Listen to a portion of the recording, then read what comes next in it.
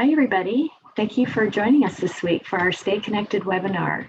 We are really excited that Sandra Frerichs with UNL Extension is addressing a topic we know everybody is really interested in, that of planning quality lessons.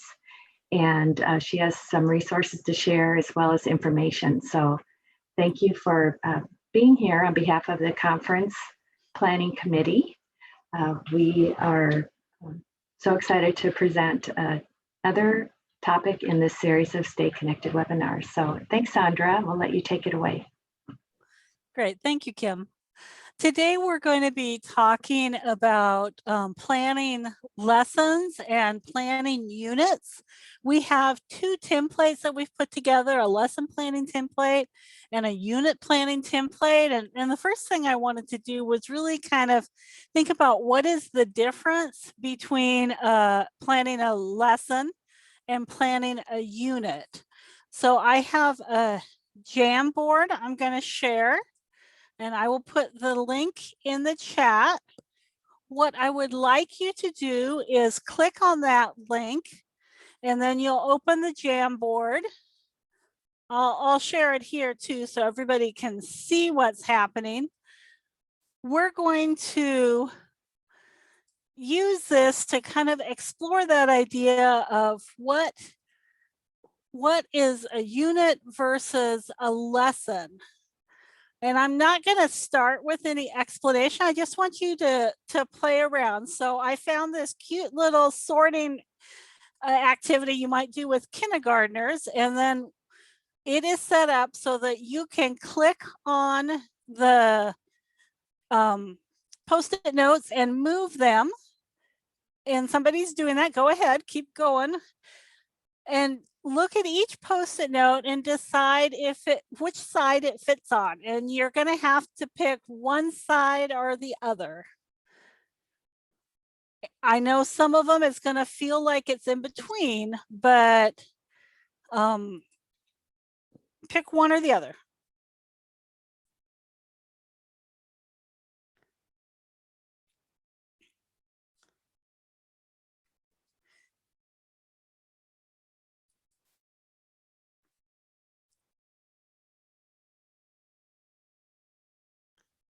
If anybody needs me to share the link to the Jamboard again, let me know.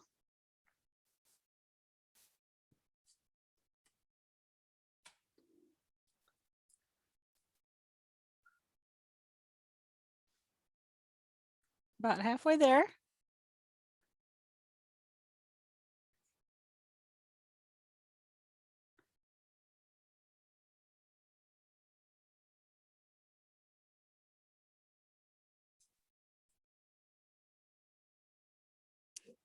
Okay, so now let's look at the Jamboard and think about what is the difference between a lesson or an activity and a unit. So one of them that I had a little bit of a clue in there is essential skills that are developed over time. I think that's one of the key differences between a lesson plan and a unit plan is a unit is going to take place over days or weeks. So you are developing skills over time. They have more of a chance to practice and use those skills. So that is definitely an element that is important in planning a unit. Also, individual sessions that connect to a larger purpose. That's part of what defines it as a unit. Long-term and short-term learning. There's going to be learning from individual lessons, and also when those come together, those concepts that connect lessons together give you opportunities for deeper learning. On the lesson plan side, we want some details. What are you going to do? Those step-by-step instructions for the facilitator. What are the supplies and materials that you're going to need? You're also going to probably want to include some elements about supplies and materials or resources in a unit plan.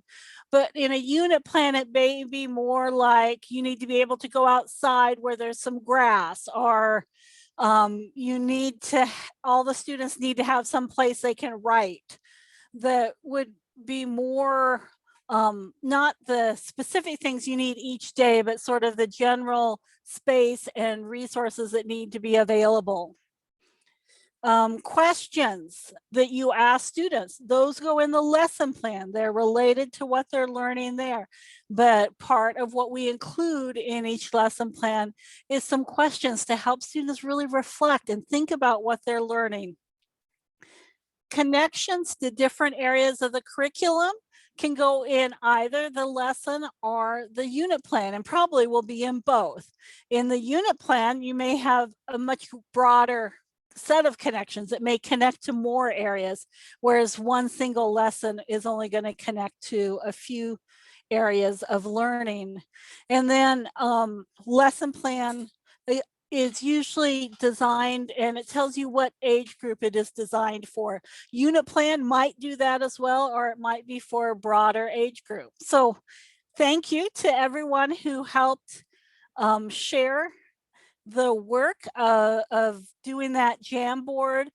It was really just to give us a little bit of a hands-on opportunity to think about what is the difference between a unit and a lesson. And now I want to hear from you, and you can unmute and share, or you can also share in the chat. Do you use units in your program? Do you design at that level of units? I'd really like to hear from our staff who are leading programs, how they're using units.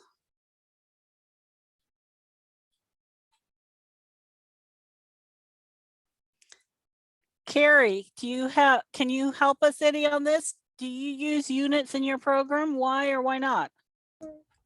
We don't really use units like that. Partly it's just because we're just getting started and trying to figure some things out. Also the person, Julie, is the one who really puts our curriculum and like lesson plans together. And neither one of us really have a background in education, and so we're kind of learning as we go. So something like this will be extremely beneficial for us as we're starting to really get things together and put all of the right pieces in place.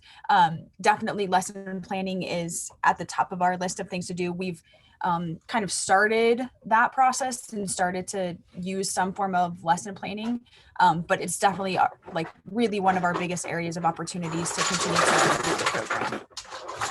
Well, and you just highlighted some of the challenges and some of the things that make it hard to use unit plans, and not every program does, but I do agree that you'll end up with a stronger, more coherent experience for kids if you use unit plans, but it is a little bit harder.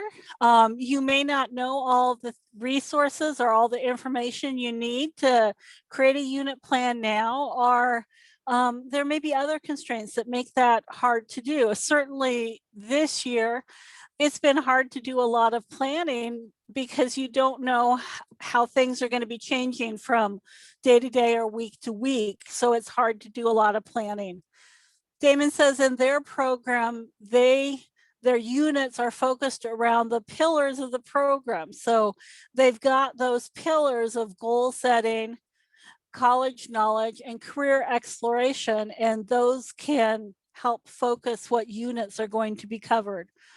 A lot of people also use the unit planning template if they are planning a club. So if there's going to be a cooking club for 8 weeks, a unit plan can help you really set out what that whole club is going to look like.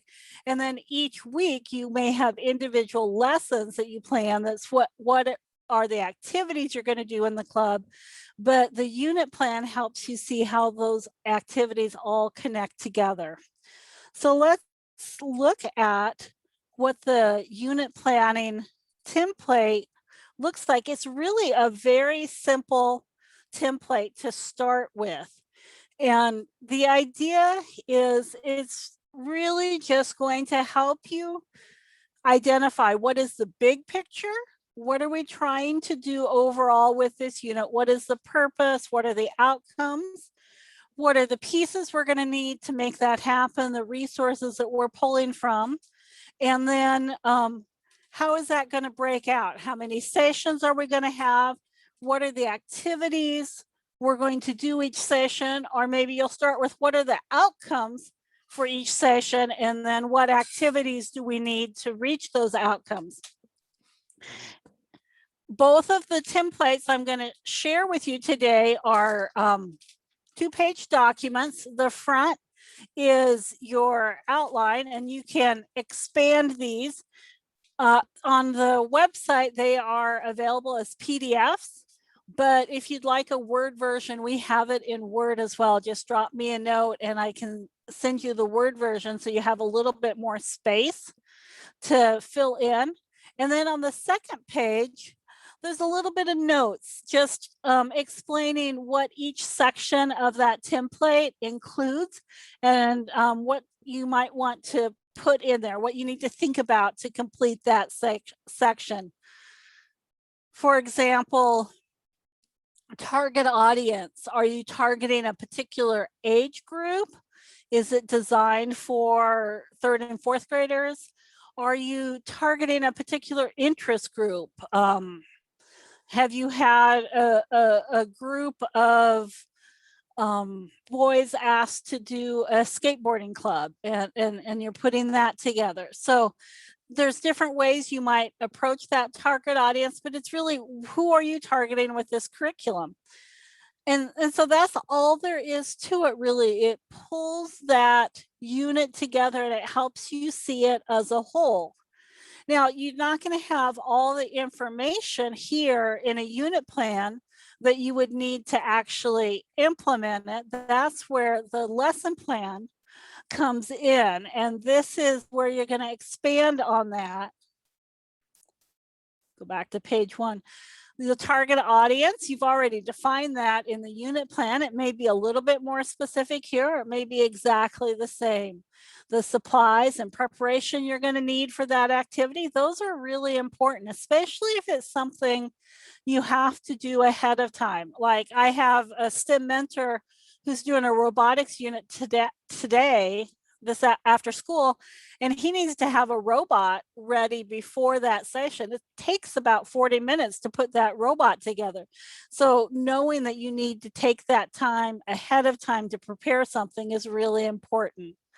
And then just like with the other template, the second page of this template explains what goes into each of those sections, what to think about as you're completing it. One of the things it doesn't say on here is who should complete the template, who should do the planning. And that varies a lot from program to program here in Nebraska.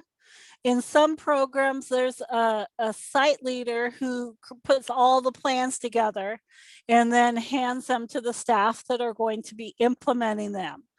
And I think especially when you're looking at unit plans, that may be really important. But if the person who's going to be teaching the lesson can put together the lesson plan, that's ideal, I think, because going through the process of planning the lesson really helps you be prepared to implement it. So if you get a prepared lesson plan, that's helpful, but it's not as helpful as planning it yourself.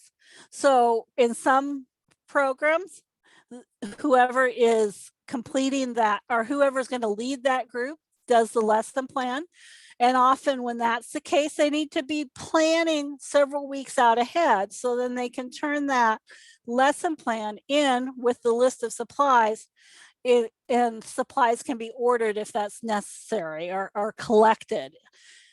And in other programs, there's one person, the site leader, or sometimes it's a staff member that really enjoys lesson planning, or a person who's in charge of the science program, or a person who's in charge of the physical activities that puts together those individual lesson plans. And the templates are designed to work either way. So we're hoping that whether you are doing it yourself or you're having somebody else do it for you, that having those templates will be really helpful in putting together your lesson.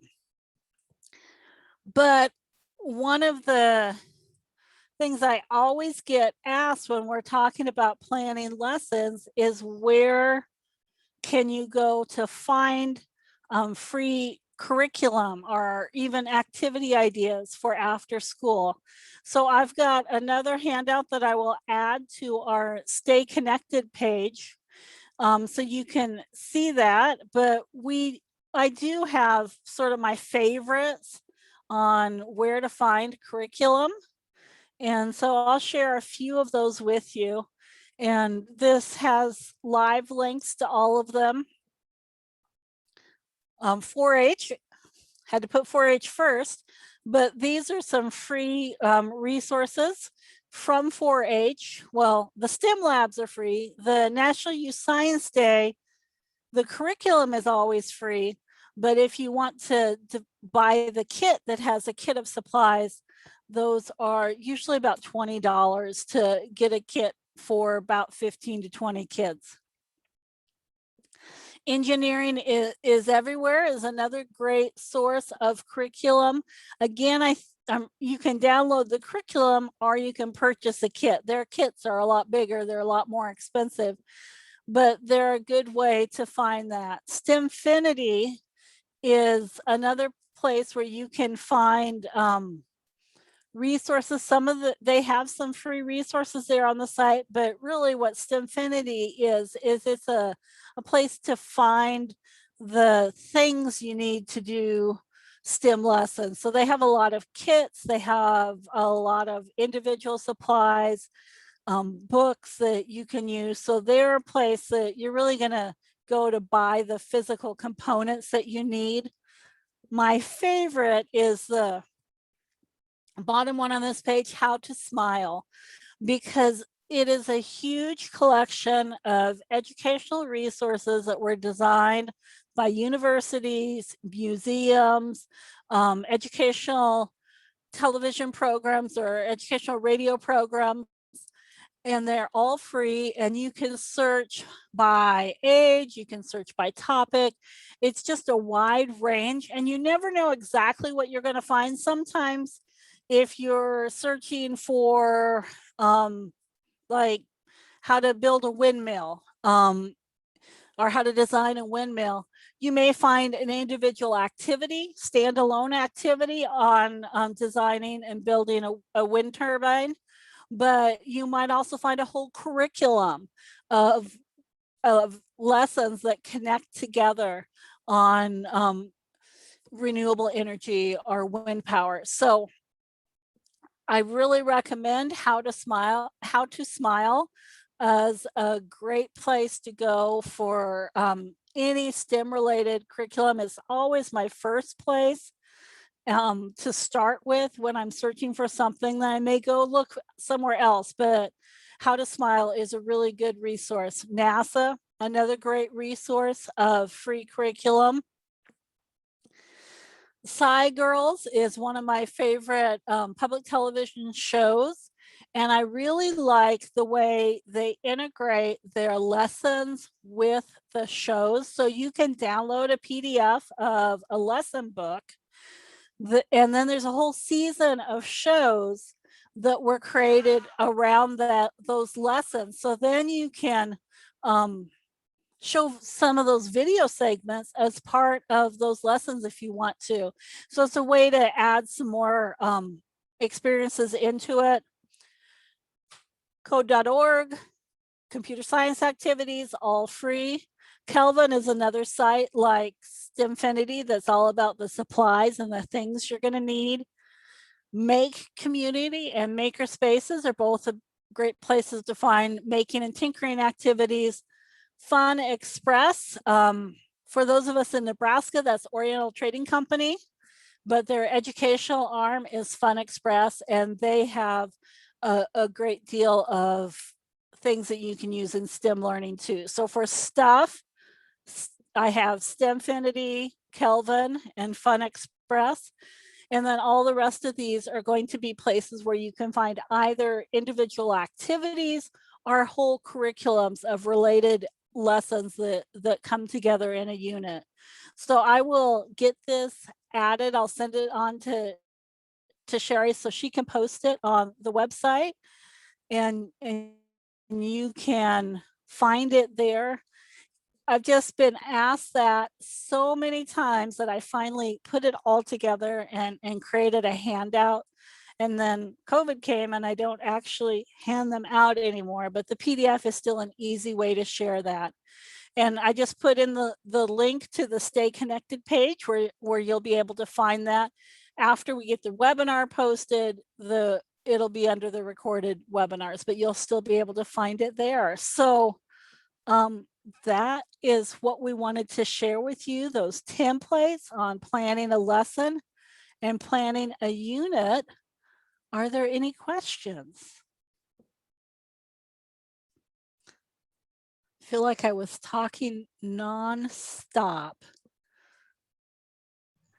And I think maybe you said, Sandra, the templates are both posted along with information about this webinar, and we'll make sure the resources are included with that recording.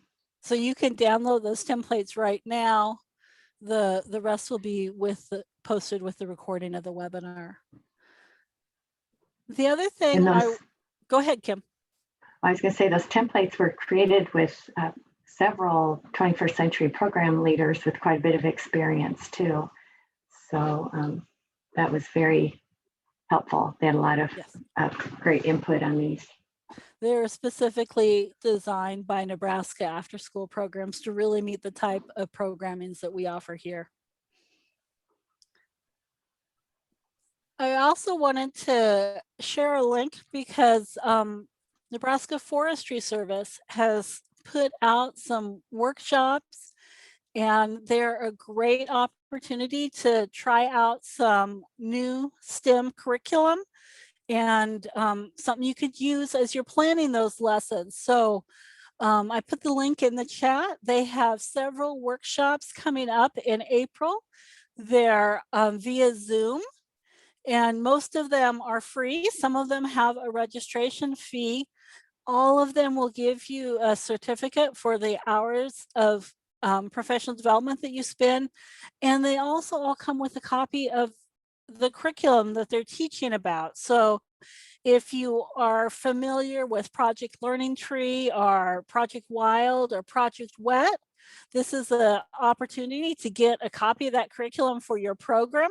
If you're not familiar with those curriculum, it's a great way to understand what is offered there, and they're all really rich resources that, regardless of what age group you have in your program, one of these or more of these workshops will cover that age group, and lots of activities that you can do indoors that teach about biological sciences, nature, and also activities that you can do outdoors. So you can go outside, even if all you have is a playground with gravel, there will be outdoor activities that you can do on your playground with your kids. So perfect time to be thinking about that and how you can use it in the spring and summer.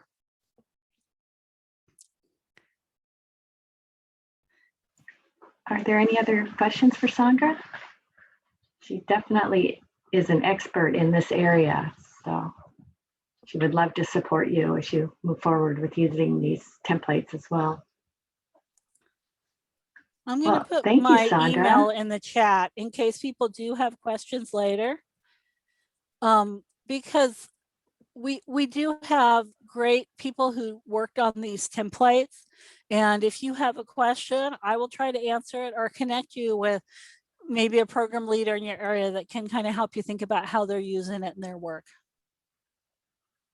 Thanks, and Sandra is also a key builder of the Click to Science site, and there's lots of great information on that Click to Science site as well as you're planning activities or units for students. And especially if you're planning training for summer staff coming on, there's great resources you can use. We kind of call it grab and go professional development for your staff. Well, thank you so much. We are really excited about all of these resources. I think that's probably the number one question we hear. We need help with lesson planning, and we need help finding curriculum. So you've touched on both of those today, so we really appreciate that. Thank you to those of you who were able to join today, and happy spring. Our next Stay Connected webinar is April 15th at noon, and we have an expert from Civic Nebraska joining us, and she will be talking about their stay interview process and their hiring and retaining staff processes that are in place. So we're very excited about that one as well. And we'll get that information posted soon.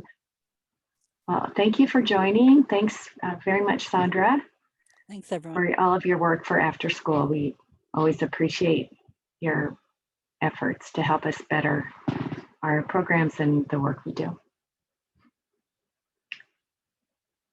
Thanks, everybody. We'll see you on the 15th, if not before.